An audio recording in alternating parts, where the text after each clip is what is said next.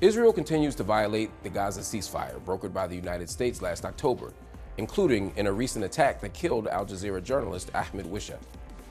But has Western media helped to fuel the violence against Palestinians by the state of Israel?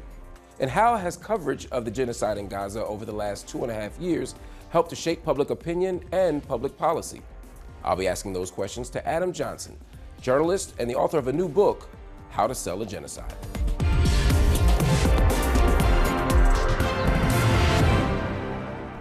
Adam Johnson, thank you so much for joining me on UpFront. Thanks for having me. Last weekend, Israel killed Al Jazeera cameraman Ahmed Wishah. It was the 12th Al Jazeera colleague of mine who's been killed since October 7th. His brother, Mohammed, was killed back in April. Since October of 2023, we've seen hundreds, literally 200 Palestinian journalists killed by Israel. What does it say about press freedom? What does it say about press safety, particularly for those who are documenting the genocide as it unfolds? Well, clearly when you talk about the media's role in providing the ideological and narrative content for genocide, you can't not talk about their widespread ignoring of the killing of journalists in Israel and their uncritical echoing of Israeli claims that such and such journalist had ties to Hamas or some other such vague innuendo. They've done a lot to delegitimize that. And you see that even in sort of supposed liberal language around how there's no journalist in Gaza. This is a refrain you hear a lot from even people who are maybe sympathetic to Palestine. They'll say things like, Israel doesn't allow international journalists into Gaza. And while that's technically true, when you repeat that mantra too much or you omit the key context that there is, of course, many journalists in Gaza, over 200 of whom have been killed by Israel, you effectively say that the Palestinian journalists operating in Gaza are not legitimate narrators of their own genocide. What's the guiding logic behind that? How can you say there's no journalists in Gaza? It's part of a broader dehumanization regime where Palestinians are seen as per se conflicted or per se too biased to report on their own genocide. And then they need a kind of Western validator to parachute in and to confirm the things that they themselves are reporting. This is something that obviously predates October 7th, but after October 7th, when Israel effectively blockaded anyone from getting into Gaza, whether it was aid workers or medical workers or journalists, as it happens to be the case, you effectively tightened the control of information, and that's why the killing of journalists is so central to the genocide, and why journalist organizations' relative silence or dragging their feet to mention the killing of journalists was so critical in the early months of the genocide. The attacks on journalists by Israel, to the extent that they were covered at all, were usually seen as a kind of fog of war, killed in the crossfire between the so-called Israel-Hamas war. They were rarely framed as a deliberate policy choice by Israel, but we know that it's a deliberate policy choice because Israel routinely accuses journalists, specifically Al Jazeera journalists, of being Hamas-tied or Hamas-connected. So they routinely put targets on the back of journalists, and so they are indeed tightening restrictions on international journalists from going to Gaza, and that's been a central part of their broader propaganda effort. But they also are just exterminating, and I don't use that word lightly, but exterminating in a systemic way journalists in Gaza to make sure that Palestinians themselves are not allowed to report on their own genocide. And you'll see, the New York Times and others will use Palestinian journalists as stringers or as translators, but they will rarely give them their sole byline, if ever. And they will heavily edit them back in New York and in Jerusalem to make sure that they have the right line, to the extent to which they even get a platform. When you say the right line? The right line that reflects the editorial line of the New York Times, rather than say the actual line of reality, which is what's going on, which is to say, you see this repeatedly, especially in the New York Times, where they'll have a stringer in Gaza reporting, and then by the time it goes through the filtering process of edits, Israeli denials are front-loaded. Israeli claims that the people who were killed were Hamas or whatever are front-loaded.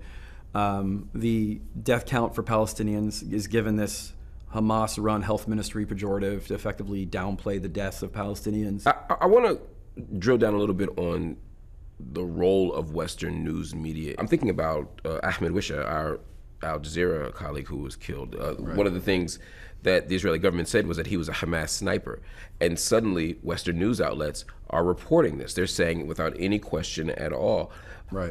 What do you make of the fact that this framing persists? I mean, yeah, so there's structural reasons for why that is, that are baked into the editorial decisions, some of which predate October 7th, some of which were done immediately after October 7th, which is effectively you center Israel's claims and you frame it as Israel officials accuse X. And the denial is never from journalism organizations, human rights organizations, Human Rights Watch. It's never from Doctors Without Borders. The denial is always Hamas denies the allegation. So if you propose two opinions, one of which is Israeli officials and this, boogie terrorist group, naturally Israel's always going to win that. So they kind of check the editorial neutrality box of having both sides, but clearly the other side they prop up is coded as a kind of inherently not credible terrorist organization. I guess what I'm asking is, though, does, for example, the New York Times actually think that the Gazan Health Ministry is misrepresenting death numbers when they say, it's this versus that?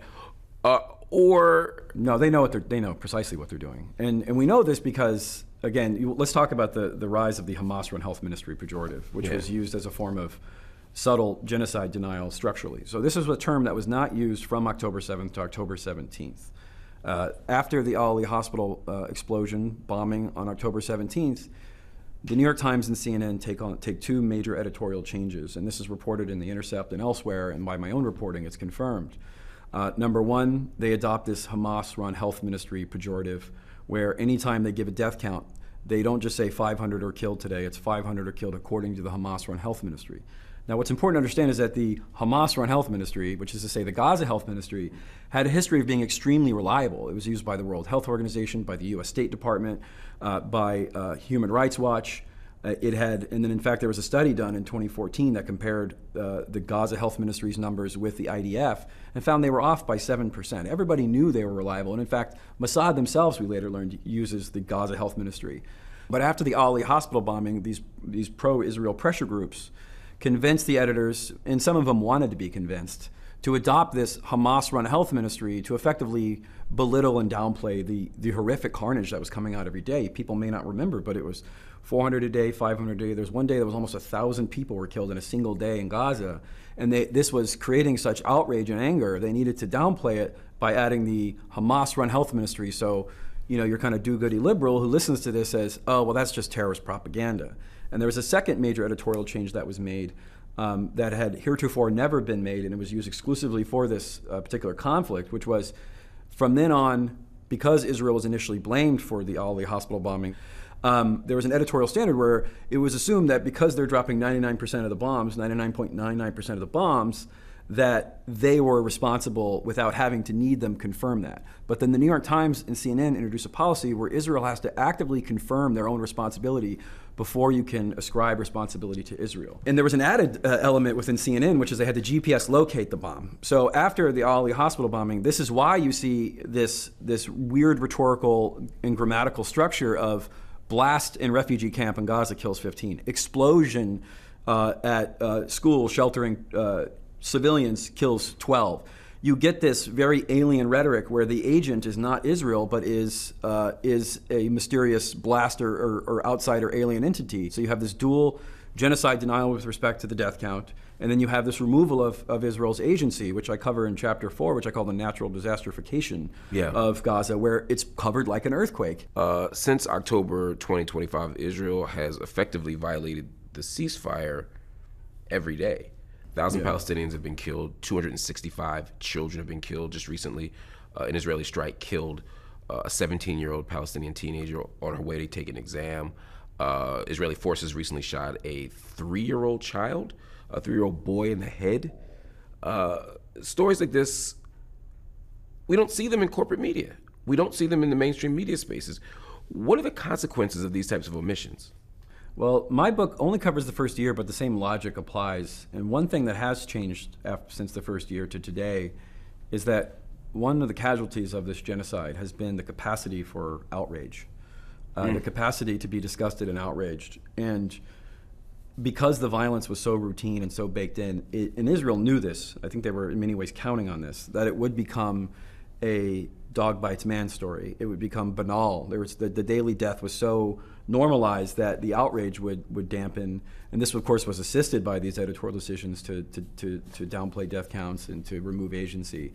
And so by the time you get to the so-called ceasefire in October of 2025 and then the subsequent killing afterwards, because it's been reduced by X%, it's seen as somehow normal self-defense, routine self-defense mechanism, even though, of course, Israel is strangling Gaza by taking over more and more of its land, and that's their policy. That's why they agreed to these terms with the Trump administration, because they knew they could effectively use poverty and disease to kind of thin out the population versus this direct bombing, which became politically unsustainable. And so the normalization of this violence and the normalization of violence of Lebanon, which is pretty much not covered at all. I haven't done the analytics on this like I have in the first year, but I would posit that anyone who reads Western media would be hard-pressed to see a lot of real coverage, certainly not any kind of front page coverage of the mass death in Lebanon and the genocidal statements explicitly made about Shia in southern Lebanon by Israeli officials, just as they made genocidal statements about Gaza before they completely just destroyed Gaza. It's just not centered. It's normalized. It's they use euphemisms like buffer zone and security needs. And I just think everything's become so people have become so desensitized and it's so normalized. You mentioned that your book focuses on the first year. It also focuses on kind of center-left politics. You don't run the full gamut. Why'd you choose to focus there?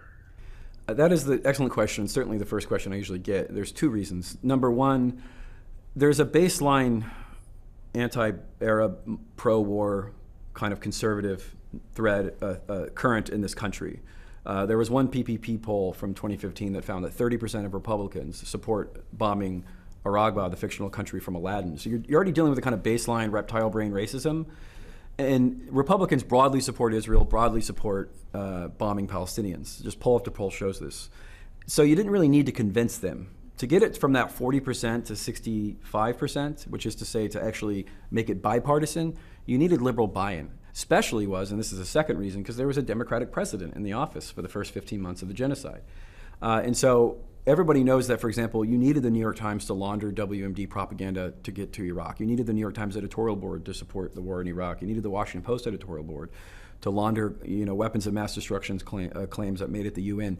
You need liberal media to make things bipartisan, and you can't do very unpopular grand wars or genocides without both parties buying in.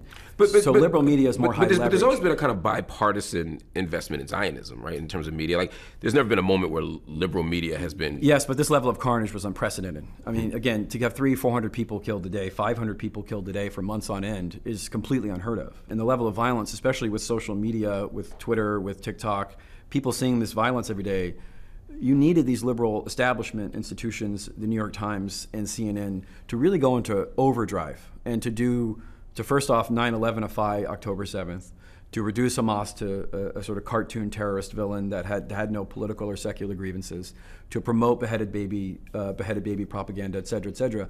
You needed that to kind of go in overdrive, and it needed to come from liberal coded or Democratic aligned media for it to have bipartisan buy-in, because obviously if Fox News tells people that, it doesn't really move the dial. But if the Atlantic and the New York Times and the Washington Post do, it takes it from that 40% to 60-65%. And they needed that kind of, they need to provide space for Biden to support Israel as a Democrat. Yeah. And so the liberal media, and I use the small L liberal, not in the kind of Rush Limbaugh boogeyman sense, but the small L liberal media in this instance was the dispositive factor. It was the thing that made it possible, without which there would have been, I think, it would have been politically impossible to create space for Biden to support this for as long as he did.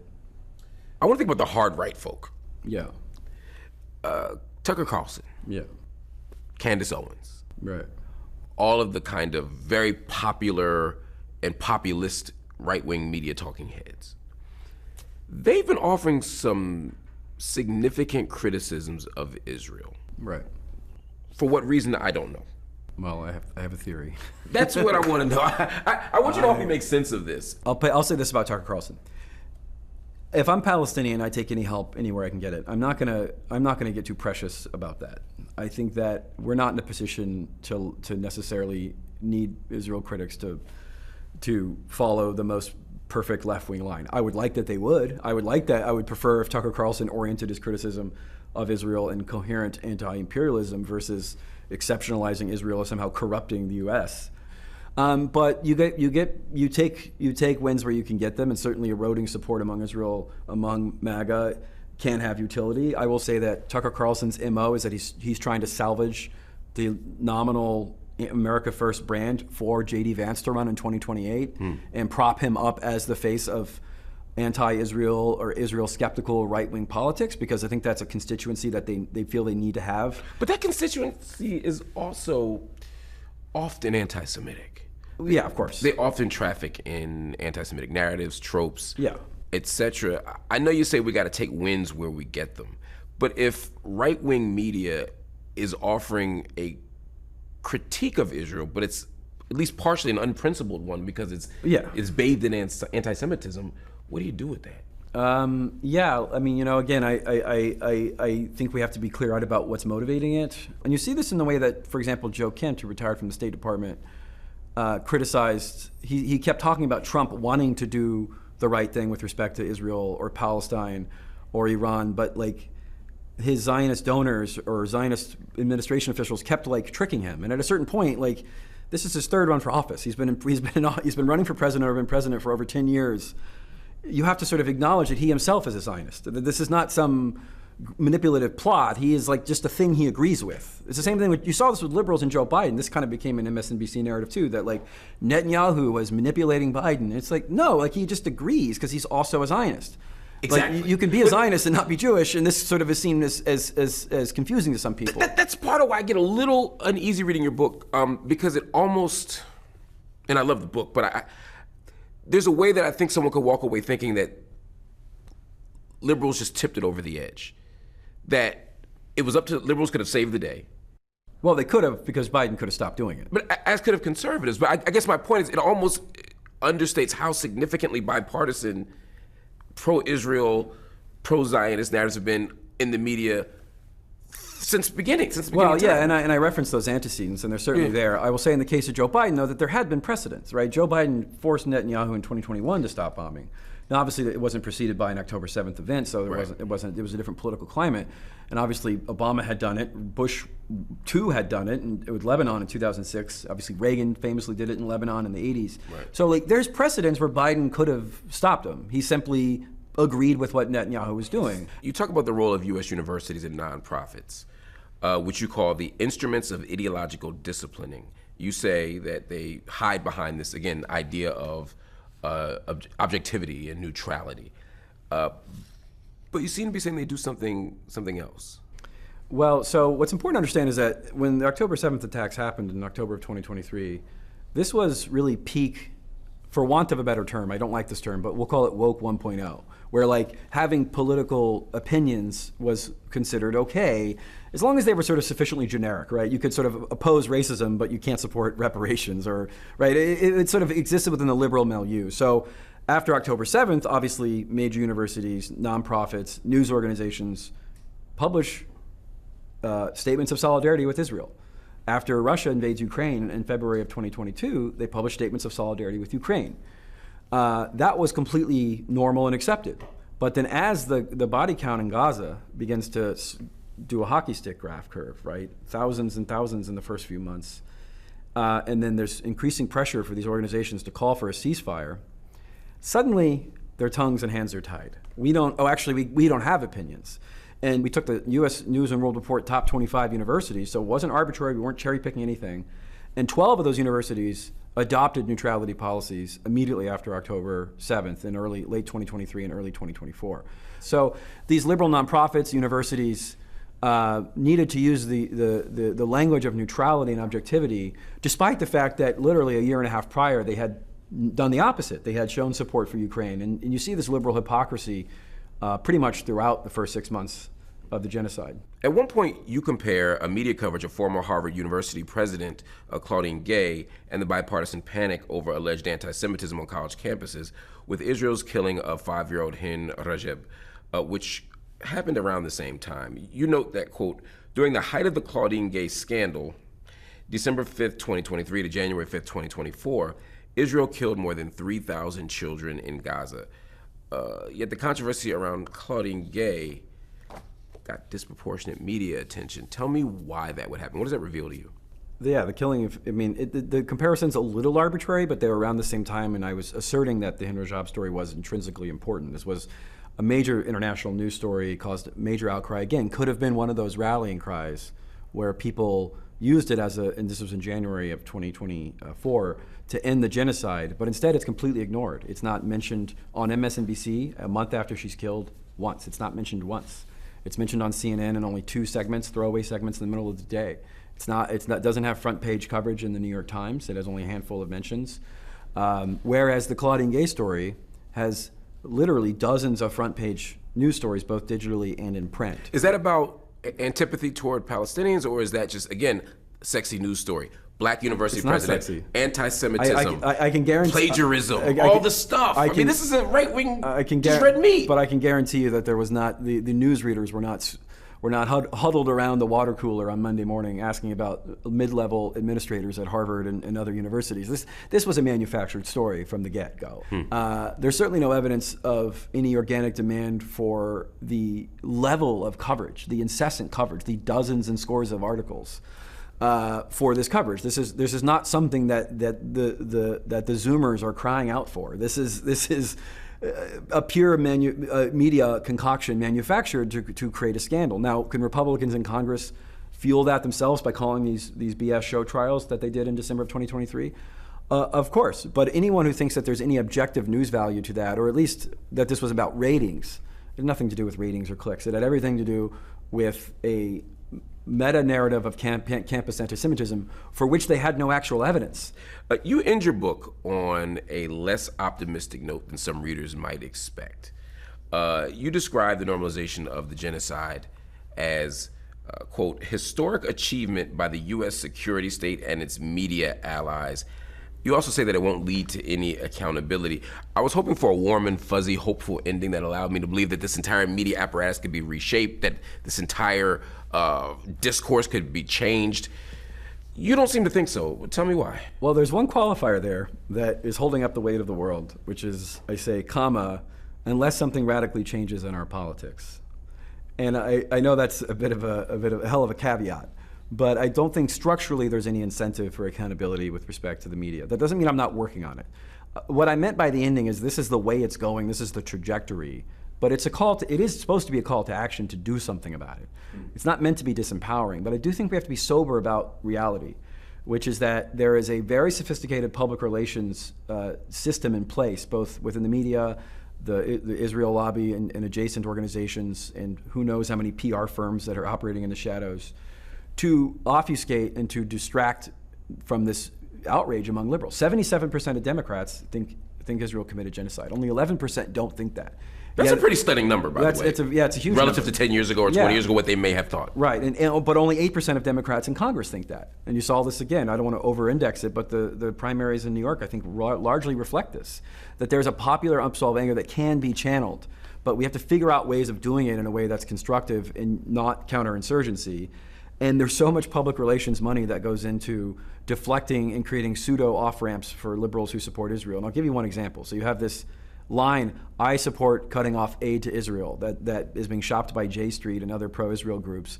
This comes from Netanyahu's office because they know that politically it's a liability for the U.S. to fund Israel, but they're going to still sell weapons and do the weapons partnership, but Israel's going to pay for it. But that's an accounting gimmick. That doesn't really matter. But it gives them a good line to go back to their constituents and say, I support cutting off aid to Israel. Sort of sounds good. So there's all these public relations pseudo solutions and pseudo accountability that we're going to see, I think, in the next 6 months, next 6 months to 2 years, that we have to be vigilant about. That is this genuine accountability? Is this genuine reform? Or is this just counterinsurgency and in a way of deflecting responsibility? So that section is meant to be pessimistic because I think that's the trajectory we're going, but it's not meant to be fatalistic. It's not meant to say, don't try, because I'm working on it. I'm working with other people on accountability projects, both respect to elected officials, State Department officials who covered up genocide, and the media, and those projects will be forthcoming in the next few weeks and months. So I'm not telling people not to work on accountability, but that accountability is not going to happen by magic. I think sometimes people have this Whiggish belief that there's an arc of justice and that in 10 years we'll all kind of index this as a genocide and liberals will feel bad about it. And what I'm saying is that that's not a law of nature. That is something we have to fight for. We have to do the work. We have to do the work. Fair enough. And this teleology of we're just going to kind of index it as a bad thing, I actually don't think that's true. I think we have to fight to make that happen. Adam Johnson, thanks so much for joining me on UpFront. Thank you for having me. you.